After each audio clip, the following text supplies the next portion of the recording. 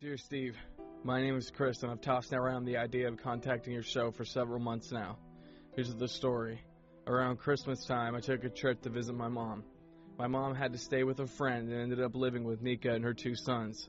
Steve, when I went there, it made me cry to see the conditions that this 3-year-old boy was living in.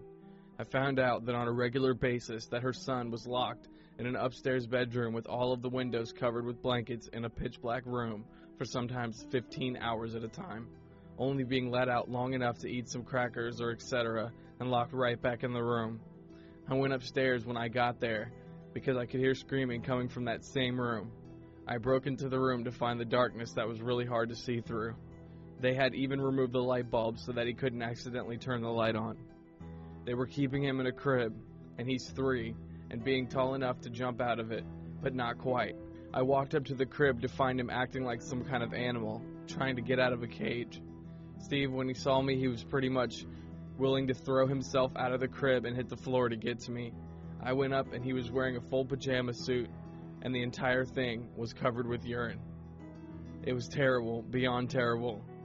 There were weeks' worth of ripped-up diapers around his crib where he was ripping the diapers off himself and literally shredding them. Even his mattress was shredded where the boy had gone almost insane trying to get out. He can barely speak and is 3 years old. Steve, they've even left him alone many times, and he's gotten a hold of metal objects and stuck them in electrical sockets. He's nearly killed himself twice, and once he was completely white and shaking and received absolutely no medical treatment. Nakia, he was talking about your son. Yes. What he is saying, is that true?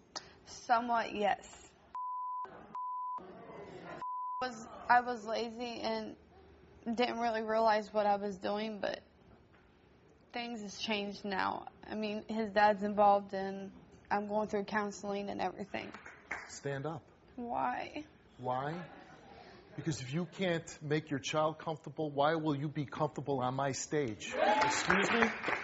I said I didn't realize what I was doing. You might not have realized, but you're going to realize it now, and I want you to stand your ass out of my chair. You are a liar. You're an absolute liar. How do you think you can let these kids live in these kind of conditions? I don't these know kids, more. If I wouldn't have been there, these kids would still be living like this. You know, you're not telling the truth. Yes, I am, Jane. I counted from the time that you put him in that bed at 4 o'clock in the afternoon, and you didn't get him out of that bed until 1, 2 o'clock the next day. You would yell at him because he shredded his diaper. He would grab whatever was on the table from the night before, or a flat can of soda, or a candy bar, or a bag of chips. You know that. She's saying he's standing there, Mommy, Mommy, Mommy, I want you. And you go off and take a shower so you can go out partying with your friends? Maybe we could do something to get your mind right so you will feed your son, clean him. When he says, Mommy, I need you, you'll put your arms around him, sit down with him, I do talk now. to him. No, you don't do it now. You don't do it now. She just talked about a story that just happened. If you don't start admitting what you're doing, how am I going to help you? You can start admitting what you're doing and take responsibility, and we can get you help. Or we'll just step in, get involved, and make sure that your son gets taken away and gets taken care of. I'm not going to yell at you for the decision that you make. I'm not going to get mad.